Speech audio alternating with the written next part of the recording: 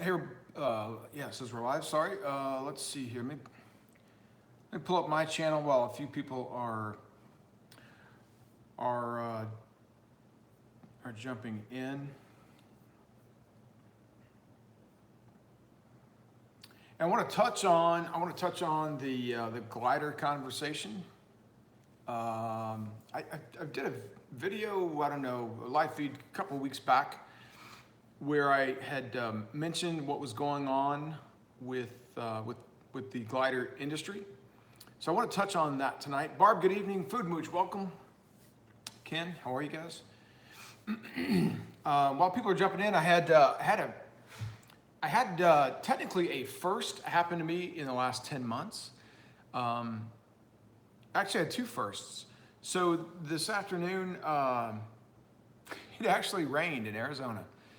That was the first. I have not personally seen it rain in like 10 months. I have gone to bed and woke up and could tell that it rained overnight, but it actually rained for about 45 minutes, and that was one first. The other first was the insane dust storm that came before the rain. The sky was literally orange. It was crazy. So it sounds like monsoon season is upon us. Whatever, that was interesting. Limo Joe, Sugar Shine, welcome, TJ. So Rico. Okay, so I want to talk about the article that you may or may not have caught. I saw this, I think it was on Sunday when it came out. The article is actually on overdriveonline.com. As part of our lease offering, I had some conversation a few months back with the team over at Fitzgerald. If I were going to be at the time, let me rephrase that. At the time, back in January, February, if I were going to be someone that was getting into the lease op game, I would have chosen to go the route of a glider. I would have made that choice for a couple of reasons. And those reasons were the lower price, right? The entry to the barrier to entry was significantly cheaper, somewhere in that $30,000 or so for a really well spec'd out truck. Would have been one thing. The second piece, of course, would have been the lack of a DEF system. I get both sides of that. Hey, Outcast, how are you, man? It's good to see you, Thor. So not having a DEF system, right? You sort of balance that situation of, hey, we all want to be good to the environment and that sort of stuff. But the fact of the matter is, we're in business to make money. We're in business to put food on the table for our families. They rely on us, and so I think it's a really hard argument to make that DEF systems are not problematic. I don't know that anybody can really not crack a smile when they say that DEF systems don't cause problems. I mean, I think we all agree that they do. So that would have been one of the second issues. And candidly, if I were a lease op, the ability to run paper logs versus e-logs, there are advantages at times, right? And I'm not talking about the guys that are trying to be egregious and run. I don't think anybody can run cowboy like a lot of guys used to, right? I think those days are just long gone. With scales, checking license plates, and all that sorts of stuff, right? I think that's a little bit unrealistic. But I'm telling you right now, if I were 50 miles or 100 miles away from home and I hadn't seen my wife or kids in several weeks or longer, I'm going to find a way to get home that night, sleep in my own bed, put my arms around my wife and my kids. Just fact of the matter. Again, that's if I were a lease operator or an owner operator, I should say. So I was really interested in the gliders. I thought it was a really viable option. I thought it was a lower cost of entry for a lot of individuals. A lot of things were sexy about that. Warranties were really strong, blah, blah, blah. So when I talked to the individuals over at Fitzgerald, they told me, and they have several dealerships around the country. I don't know how many. Probably would have been valuable information to look up before this video. But what they had stated was they on average, they have about 1,100 trucks in inventory that they can sell at any point in time. Right? At any given time, they've got about 1,100 trucks for someone to choose from. That's sexy. In January, February this year, they had zero. They had zero trucks to choose from. They were completely sold out. And so if you're not familiar, what's happened is during the Obama era, they put some pretty stringent guidelines, essentially capping the glider market at a specific number of trucks. Now, what I understood, what this article states is the EPA had capped that number at a 300 truck per year cap. Some data that I had read previously, I thought it was some more ambiguous terms, something along the lines of they had a look back period of like 3 to 5 years, and whatever the largest number of trucks that company had produced, that was the maximum number. Apparently that's not the case. Apparently the number was, if Overdrive Online is correct, it was 300 trucks a year. The problem for us earlier this year, they had no trucks, and there was they weren't sure when they were going to have more trucks, and the answer was going to be completely TBD. They expected that maybe around that September timeframe that we could have trucks. That's tough, right? Because we're sort of creeping into the back half of the year. Rates are really strong. I expect they're probably going to stay strong for the rest of this year. Just don't know if that was really the right decision. So now let's get to where we're at today. So the EPA announced, I think, yes, Friday or whatever it was. It's just kind of hit the press in the last couple of days. Article, it says U.S. EPA has told the New York Times that it will not enforce the Obama-era emissions restrictions placed on glider kit manufacturers, at least through the end of next year. So there's a couple things, right? So if I'm Fitzgerald, if I'm any company that's in the business of manufacturing glider kits, or if I'm a driver, if I'm an owner operator or a lease operator looking to make that decision of, do I purchase a glider? I got to tell you, I mean, for some guys, I'm sure it's great that they're probably going to have access now to their truck. That's great. I just don't know if I'm the individual that's going to take the risk of spending 140 grand versus maybe for a glider kit versus 170 grand for a truck that does have DEF on it. That's a really tough spot to be in because, I mean, this article, the EPA is specifically stating that, my favorite quote was this one. The EPA has announced it is exercising its enforcement discretion. So essentially what they're saying is they're not going to enforce this until the end of next year. So they're going to allow these guys another year or two. Here's the problem. There's a lot of problems with this. If you're Fitzgerald or you're any of these other companies, are your employees going to be sticking around? I mean, you sort of know. I mean, look, Fitzgerald already announced that they were laying individuals off, if I'm not mistaken. Now they've got to hire those people back, or maybe they don't leave, but they know that, gosh, the same thing is going to happen in 2 years. So are they going to not take maybe a new job that they've already been offered, knowing that next year this time or so, that or a year and a half from now, that they might be in the same exact situation? So that's concerning. For the long list that I know that Fitzgerald had, because I'd inquired about the waiting list and what it looked like, what's going to happen if you're on that waiting list and you're not going to get that check for another 6 or 8 months? What's the EPA going to do down the road, a year and a half from now? Nobody knows, right? And I doubt that we're going to get any clarification from a government agency, especially the EPA, and what their intentions are. My big fear is I would drop $140,000 into that truck, and then what happens if other states begin to follow California's lead and not allow trucks without emission standards in the borders? There's just a whole host of problems that I foresee that would be really concerning going down that particular path of the glider. I just would have problems with it. You still have those individuals that are willing to gamble. I think we all have some willingness to gamble. It just seems like a whole lot of money to gamble. I just don't know that I could do it. I don't know that I would recommend others doing it, to be honest. I think it's a really strange situation.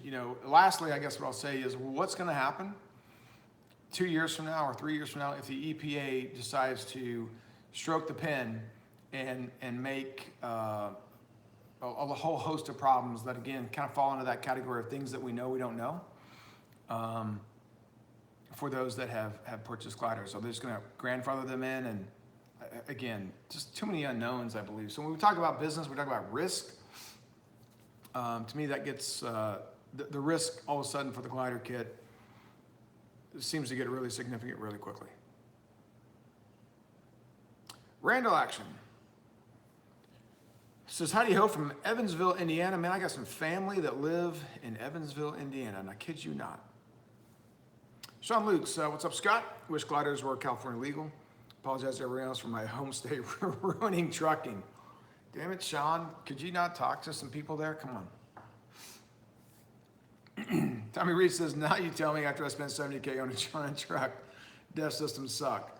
Yeah, newsflash, right? DEF systems suck. Isn't that the truth, right? Zach Robinson, Scott, looking to lease on somewhere. How do I contact you? You have my info when I looked at the company job. I have a truck and a van trailer. TheTruckingExec at gmail.com. Shoot me an email there, Zach, and then I'll follow back up with you.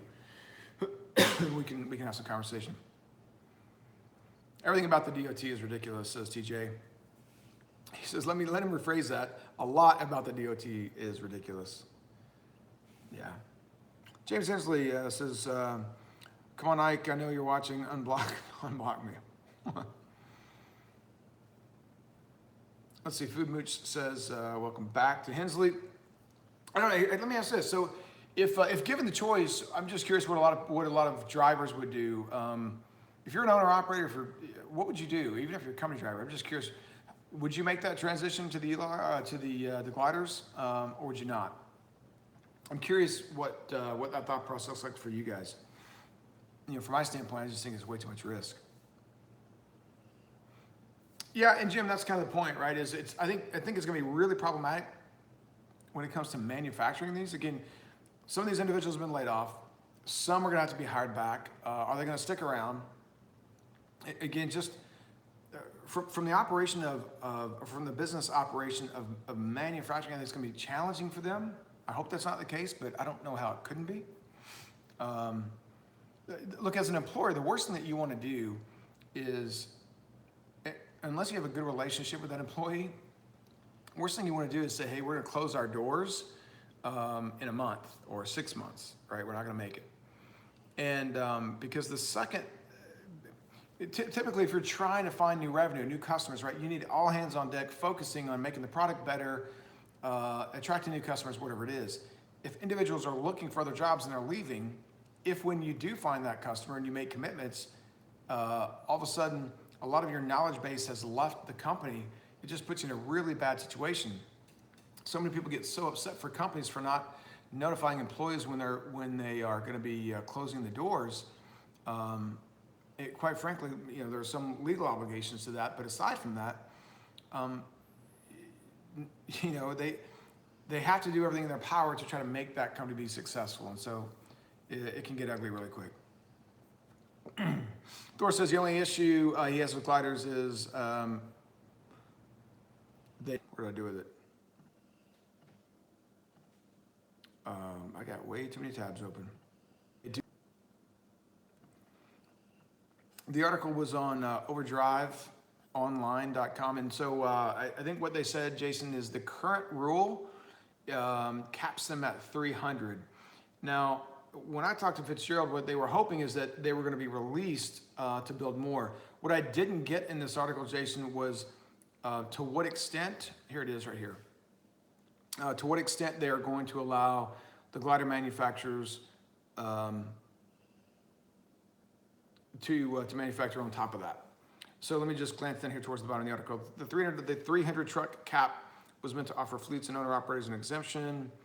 Truck owners wanted to equip glider kits with older engines, blah, blah, blah.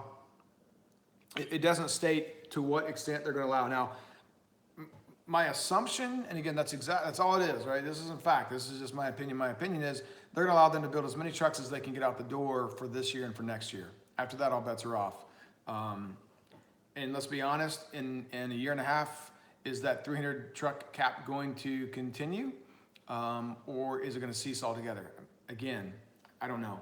And that's my concern, right? Is what bad things could happen to you if you make that investment on a $150,000 or $140,000 truck. So let me just rattle off quick numbers if I can recall. So all the trucks that they build are sort of spec'd similarly from an owner-op standpoint, upgraded gauges and yada yada. So let's just assume that they're all equipped owner-op spec. If I recall, the Coronado was around 135 or 140 grand. At an APU, I think it was another 10 grand basically. The Peterbilt 389s were somewhere in that 150. Again, at an APU, you're like at 160 or 170, something like that. Kenworths, the W9s, all bets were off there because Kenworth had announced that they're going to be increasing their glider costs, but they had not yet told the manufacturers what that was going to be. I think that they felt like that would be a minimum. The glider manufacturers felt like that would be a minimum of a $10,000 upcharge, but again, they had no data. So those are some numbers that are kind of round numbers that are sticking in my head.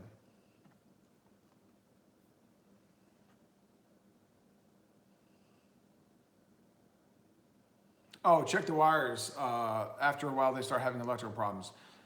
Few things are more frustrating than that, right? Than the unknown electrical problem. Because we've all had this situation. I don't care if it's in a big truck or a four-wheeler. You have an electrical problem, you take it to the shop, and then it works just fine. Food Mooch says no to gliders. Alex expressed, that was the same question I have. Well, here's the problem, right? Waiting and seeing, yeah, sure. But if you're that individual that it's time to trade in a truck, or you've got a truck that's causing problems or high expenses, if now's the time that you're making a buying decision, right? That's sort of what this hypothetical conversation is about. What decision do you make? DPF, well, it is DEF, but it's also DPF. You're talking about the particulate filter, but it's relatively synonymous. Oh, and now Thor's blaming autocorrect. Man, speaking about the autocorrect stuff, I had one the other day. I asked someone that I asked someone that I do a little bit of business with, not a lot. They'd called and I was typing back, and then I just thought, well, I'll just say, hey, can I call you back in a second? And I said, can I call you back in a sec? And it turned out to be, can I call you back in a sex? That didn't really turn out how I wanted. I should have just hit the button on the iPhone, but I missed it.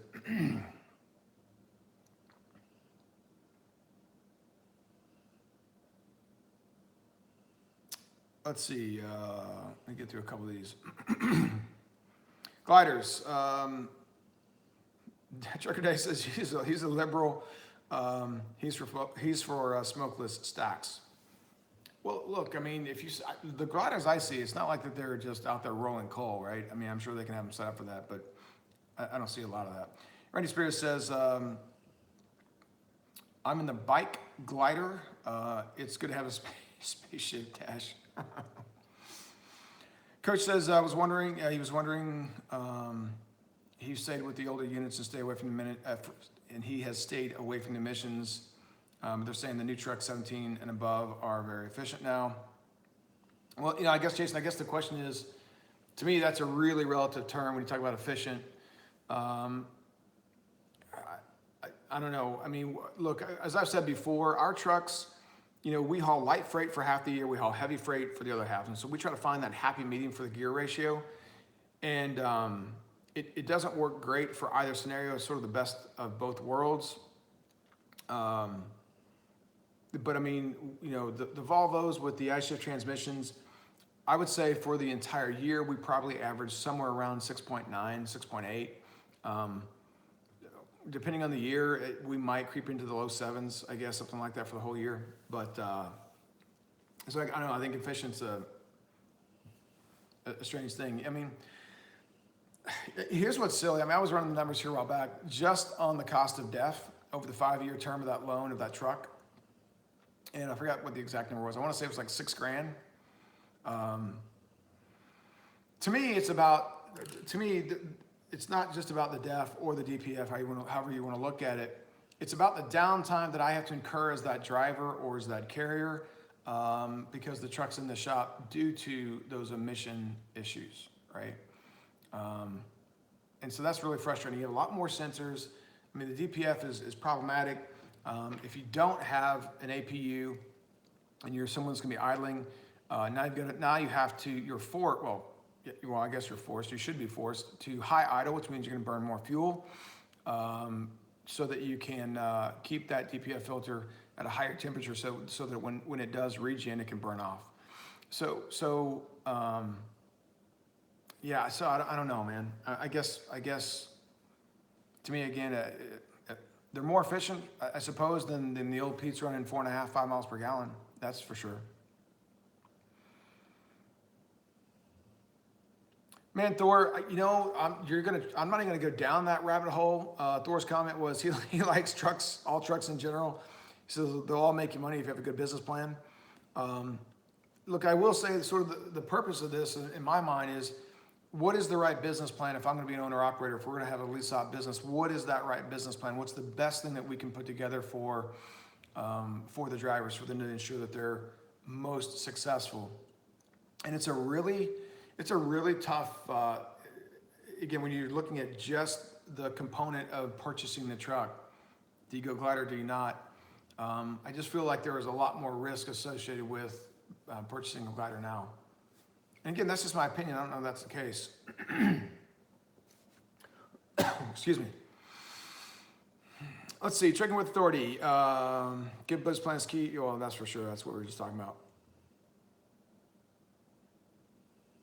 Trucker Daddy says he likes the idea of my smash truck whose mechanical is perfect.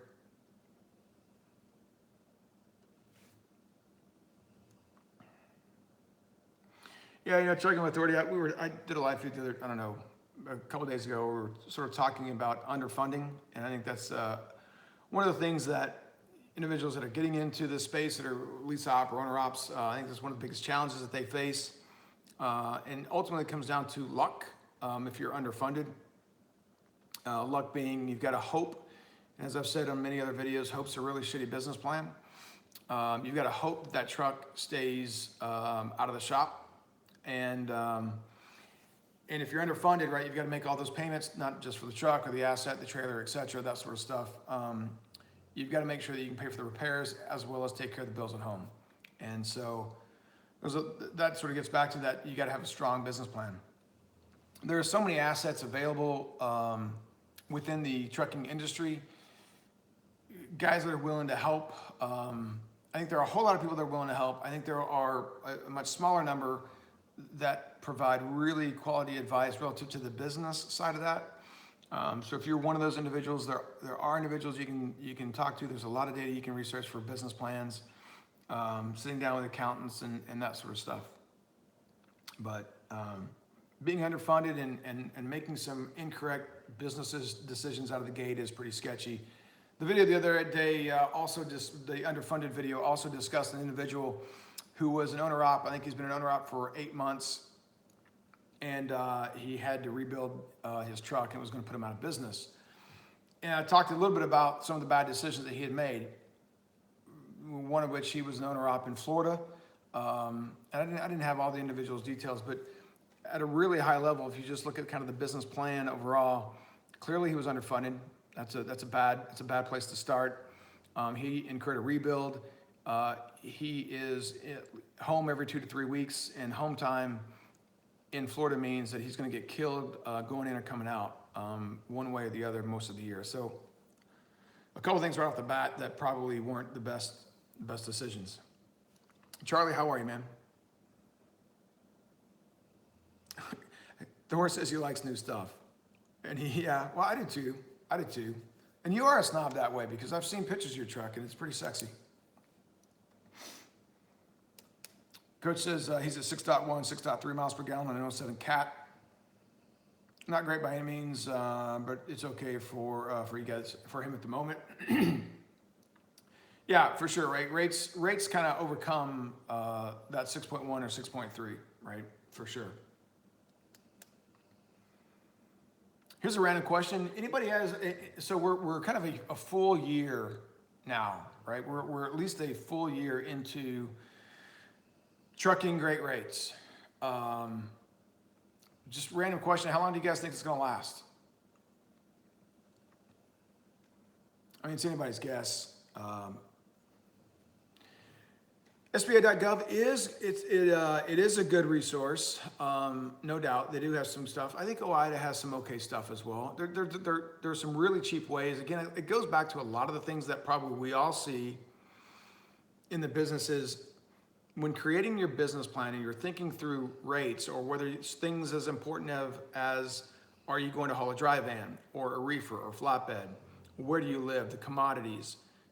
It really boils down to that's not the time or the place to be lazy when it comes to understanding your business plan and what your business is going to look like. Again, you're going to haul flatbed or oversized, whatever it is, right? Just a whole lot of pieces to that puzzle. And so yeah, Spirit says, look, he lives in Florida. I know the rules. If you live in Florida, you're going to take a beating coming out. There's no need for a grown person to cry about it. If you don't like it, move.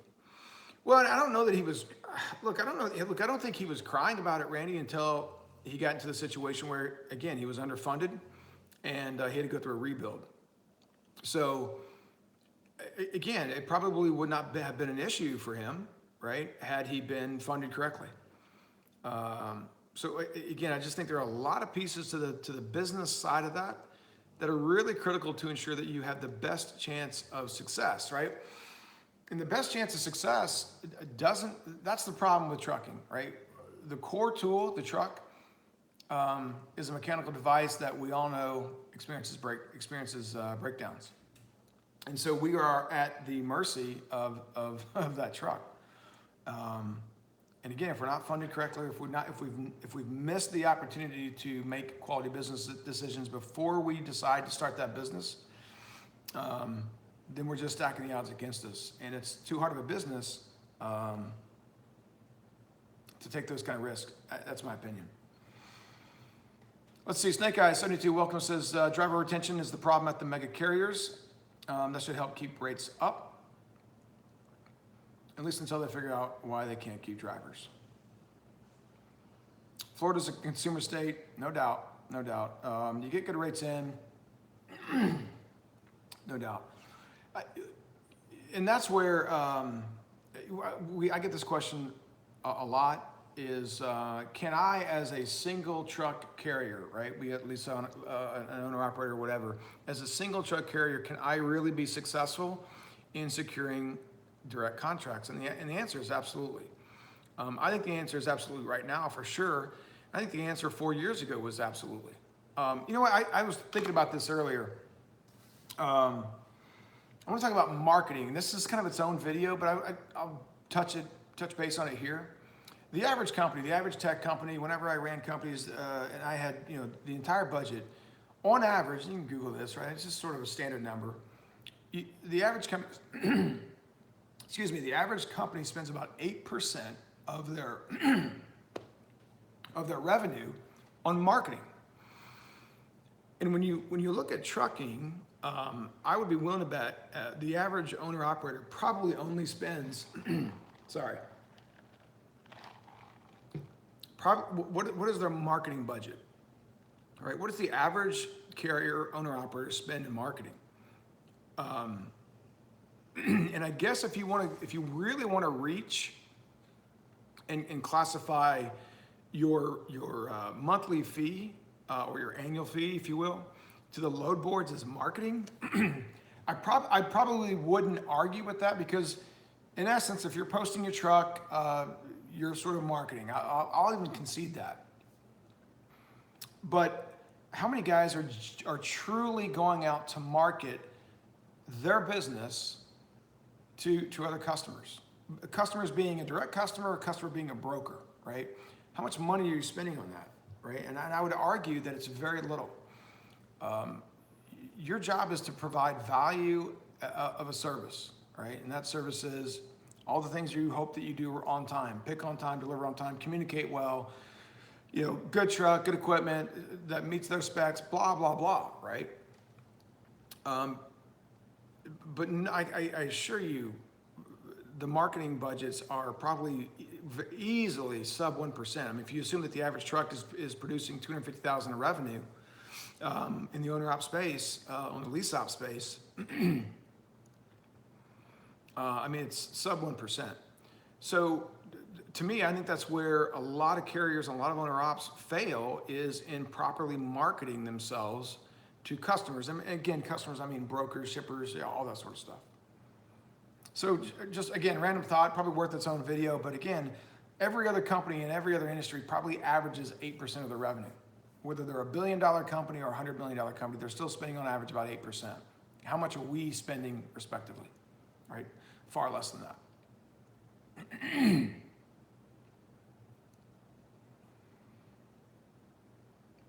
John Shepard says another 6 months. I don't know what you're talking about, man, but welcome. Vic, that's a really good point, right? Be prepared for it to end tomorrow. And that's, I think, is what's key is, and I made the comment in my feed talking about underfunding, is be really frugal. I know a lot of guys are making a lot more money right now, and that's great. I think investing that money into your business, whether that's, more maintenance on the truck or those types of things, obviously good, but stash your cash, be really frugal. For those individuals that are sort of new into the lease op space, my biggest fear is that they're coming into leasing or owning, becoming an owner operator sort of for the first time in the last year or so. I think they have a false sense of security based on current rates, right? I'm sure that they look at this and go, there's no way to fail. And as I've said, I don't think there's very few ways to fail being an owner operator or a lease operator in today's market. So are those guys setting themselves up to fail for when that market does turn, whether that's tomorrow or next week or next year, right? So I hope that they're taking that. I hope that they're savvy enough from a business standpoint to make some of those right decisions. What are freight rates? Let me move my cursor. Why do freight rates going in and out of Florida not good? So again, I forgot who it was. Somebody mentioned it earlier. Was it Trucking Authority? Somebody, I forgot who. I think it was Trucking Authority. There's a lot of states that are kind of consumer states, right? They don't really produce and ship out a lot of product, and Florida is certainly one of those states. So when Florida produces a lot of their product, it's sort of that spring, kind of that late spring season, and that's when you see rates out of Florida spiking. The problem is the rates going into Florida, basically the rates just flip-flop, right? So what was bad coming out is now good. What was good going in is now bad.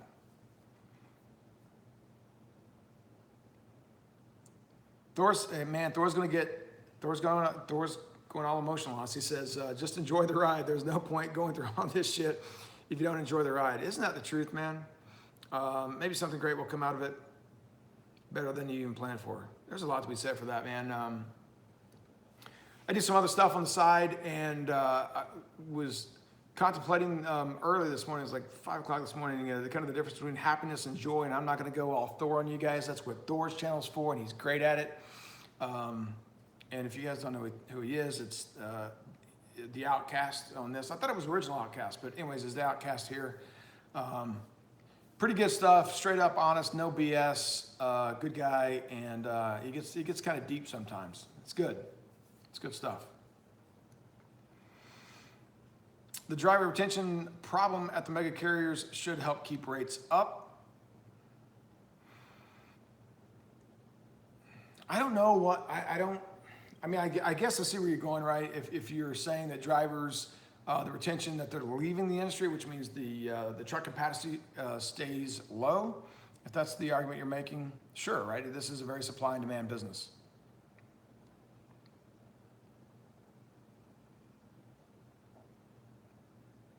Boy, man, that's enough. It's funny, Trucking with Authority. So I actually give a lot of my. So I have a stack of business cards in the transportation office. Anytime we hire somebody new, I have somebody in the office just give them a wad of my business cards. And why do I do that, right? Because that exact reason. They don't have business cards, right? I mean, you can go order business cards, whatever, 1,000 of them for $75, right? For $100, you can have actually high quality stock, meaning good paper on the card. For probably $300, you can have a good design, logo, and all that sort of jazz. But I give them our business cards because drivers are not just drivers, and I don't care if it's a company driver or an owner-op or anybody in between. They are a salesperson. They are a face of the business. They are a whole lot of things. And so when we go to a shipper that treats us well, or a receiver that treats us really well, that sometimes ships freight, man, I want them to hand them my business card, and I want to try to open a dialogue with them, right? So there's just, again, but I think that's a great point. And I agree with you. It's almost zero marketing. Here's a question. I don't know how many people. We got 62 people, 61 people watching. If you spend, let's not count the money spent on the load boards, right? Let's assume that we all sort of agree to that. If anybody spends any money, that it's an owner operator or lease operator, if you spend any money marketing, right? I'm not going to count trade shows. One, I think trade shows are absolute abysmal waste of time and money. This is my opinion. If you're going to a trade show for a specific reason to try to attract some business, okay, then count that. But I'm just curious how much, if anyone actually spends any money marketing their business, that's a lease op or an owner op. I'll just be curious. If you go to the trade shows to hang out and drink beer with your buddies, hats off, that's great, but that doesn't count as marketing.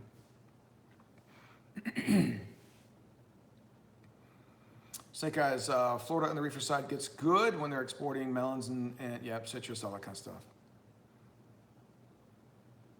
So Randy, it's funny that you mentioned that. I actually mentioned that to that gentleman the other day. I mentioned it on that underfunding video, which is, if you make the right business decision on the truck and trailer, and you're going to haul some of the short stuff in Florida, I suspect that you could probably do really well. And so, but I don't know that for a fact, because while we have a driver, we've had two or three drivers that have lived there. We're not hauling, local stuff, kind of intrastate stuff. But it doesn't surprise me, because I have seen some of those shorter rates. We've taken short runs in an attempt to make some money to get out. Back a couple years ago when rates were really bad. The problem as a company that at the time paid cents per mile, that's, while that may be good for me, that's bad for the driver. And so we try to balance that, and oftentimes that just means that I'm taking a loss and we're getting the guy out of there to protect the driver, to ensure that they're getting good mileage. That's a whole nother topic, but I think but based on the rates that I've seen there in Florida, if you lived there and you didn't have a brand new, $200,000 truck, I suspect you could probably do quite well. Chuck Rick, welcome.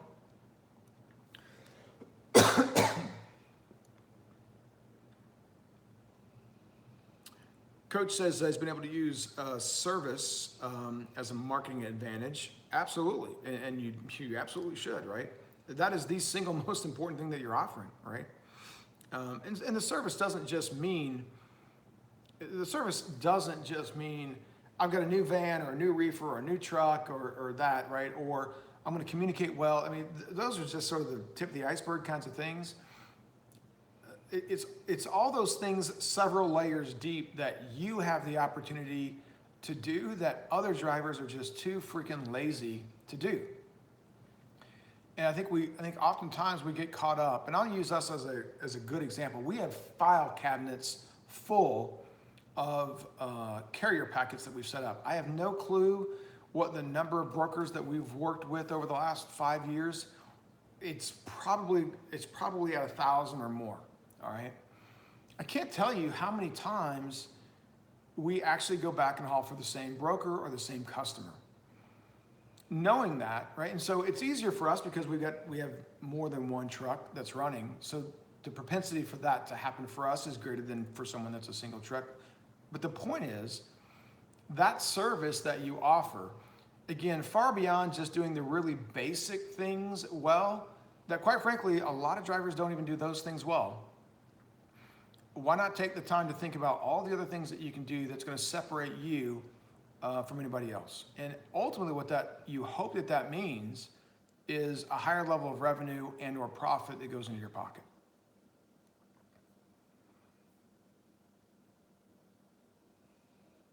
Yeah, and sorry, I didn't finish your comment, Coach. He says he uses service as a marketing advantage, and now they blow your phone up all the time.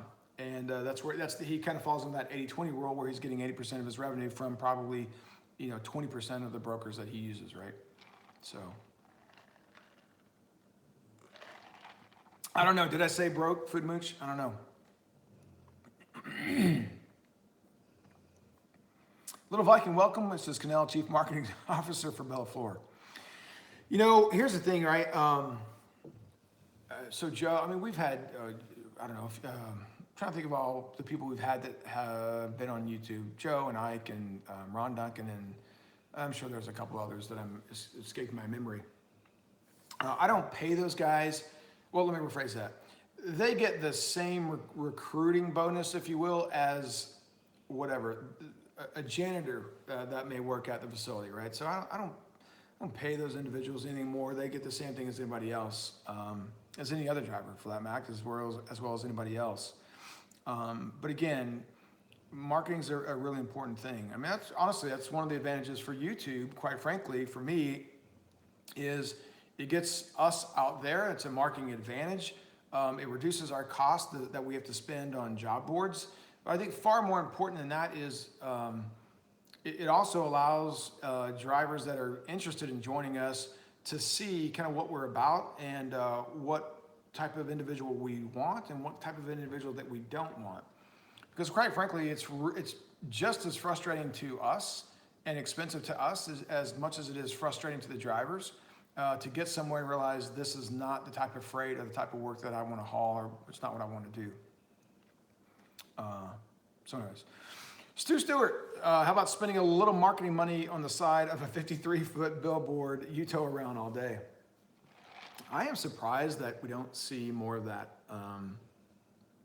aside from the Walmarts and Targets and Home Depots of the world and that sort of stuff.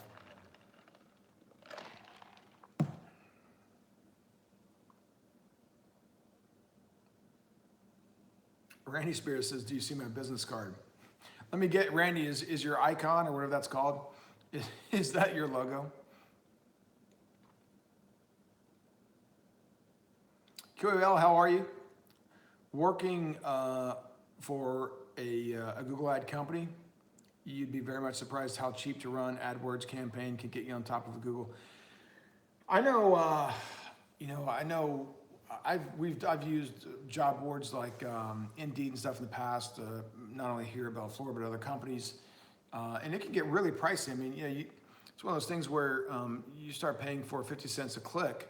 You're like, oh, how bad can that be? And then all of a sudden you get a $9,000 bill, and you've hired no one for $9,000 a month.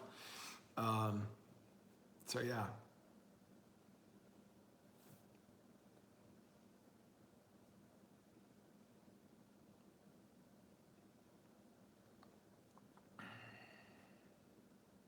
If I can go, let's see, where am I? Larry Jean. Coach says he's got a hookup, kind of a direct shipper. If anyone is near Murray, Kentucky, you can get a Walmart fixture loads, $2.90 a mile. I'm assuming that's what you mean, $2.90 a mile. If you needed their trailer, you can keep them 7 days after a reload.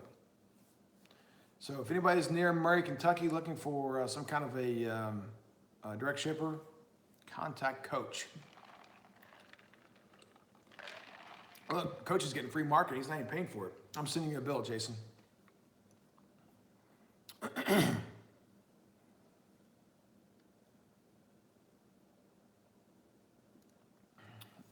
me kill that text message. Let's see. Cannell's the chief marketing officer for Outcast Mafia. He sucks at his job.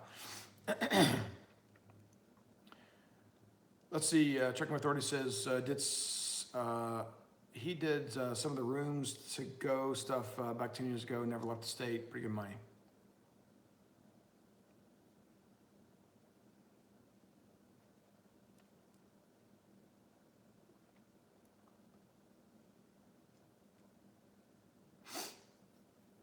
Only the Lonely says, emissions, golly, sorry, I got all these text messages coming in.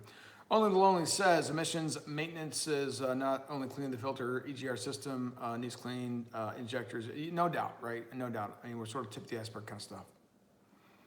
Nesbitt says, could never hand over the keys to a driver that has put no work or substantial amount of money into the truck.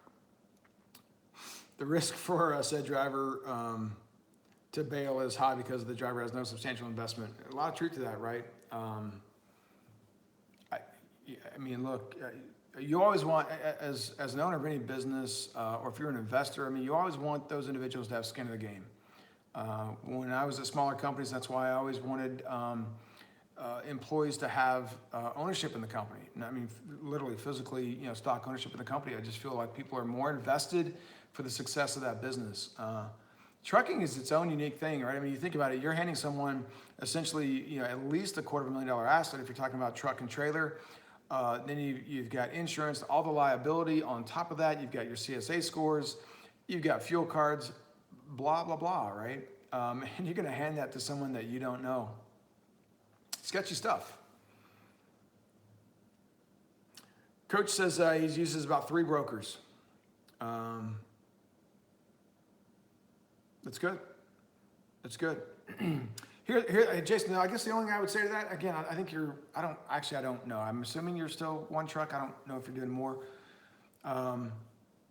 Expand that number, right? Be really cautious. The 80-20 rule is all well and good until some of that 80%, if you're getting 80% of your revenue from 20% of the brokers, try to find some more. And, I'm not telling you how to run your business. I'm just saying it's always good to have a few more.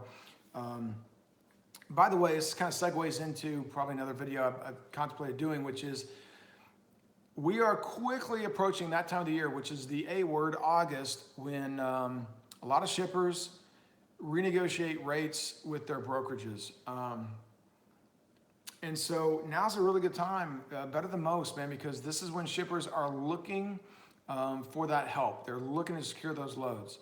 And if they can solve that problem with trucks directly, there's value in that, right?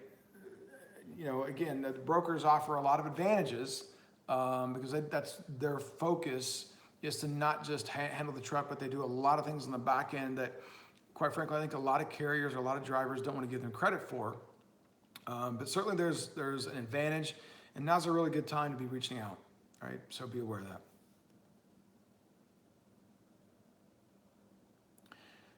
Put Jay in a bikini. Things that you could never unsee, right? I didn't think it was possible to have sweet tea that was too sweet. That's too sweet. Nesba is crops with Prada. Is Nesbitt rocking Prada now?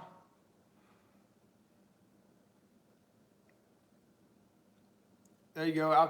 Thor says he put $12,000 down for that truck. 40,000 in custom upgrades. Yeah, committed and invested to say the least, right? Spears says he's sending everybody a bill that's in this live feed because I'm in here and I'm marking myself 10.99s for everyone. That's funny. Stuart says I just had a power blackout in Vegas. That's a crazy city to have a blackout in. I would think there's plenty of diesel generators for backup there. Knocked out the cell tower. Last night, driving home, maybe whatever it was, 10 o'clock or so. I got no rain last night. Other parts of the city got crazy rain. The lightning show was real, and I was actually coming. I'm gonna set my camera up, charge the batteries, and actually be ready to go for these storms. It was hardcore crazy. Living in Colorado, we don't get a lot of rainstorms. We get not a lot of thunderstorms. Stuff that I miss from living in the Midwest. It was pretty crazy last night. Cool stuff. Nesbitt, 2,300 in shoes and glasses. Hashtag I'm so crisp. Man, listen, if you're dropping 2,300 in shoes and glasses, why don't you send me an email, give me your credit card number. I'm gonna let Kristen have that.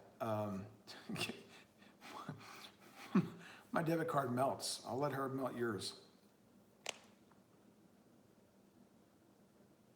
I haven't washed my underwear in a week, Crisp, no doubt, right?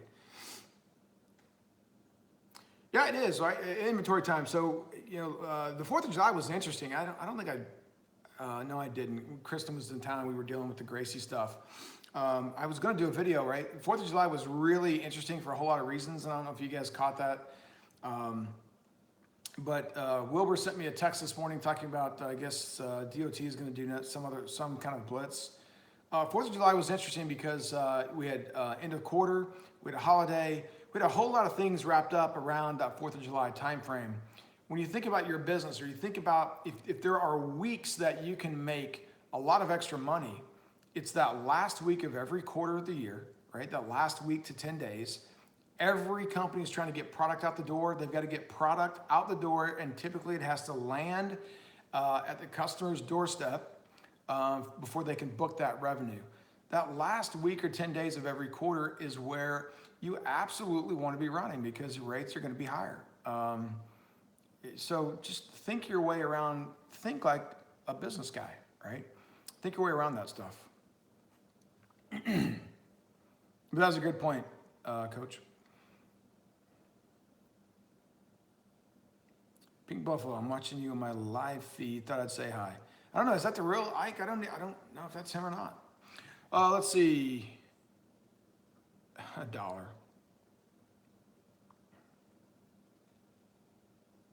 Well, the dog that ate the lizard she's snoozing right there. She's fine. Lizard not fine.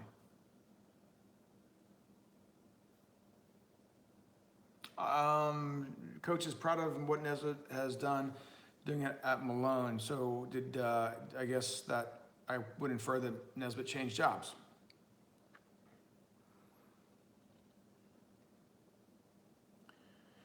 Shepard says like the packy chip design. Yeah. Man, I told you guys, again, we're just kind of BS now.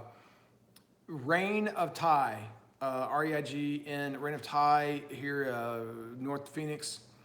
If you guys like Thai food, it was insanely spicy like 2 days after. If you guys like Thai food and you like spicy, that's a good place to go. Ike is live right now. I got it.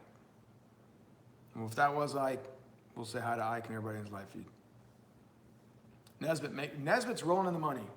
Well, that's good. I guess that's why he's rocking Prada. Did you buy Prada shoes too?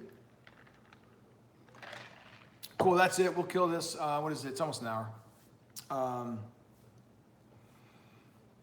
Gliders, interesting topic, interesting debate. I don't think I would do it now.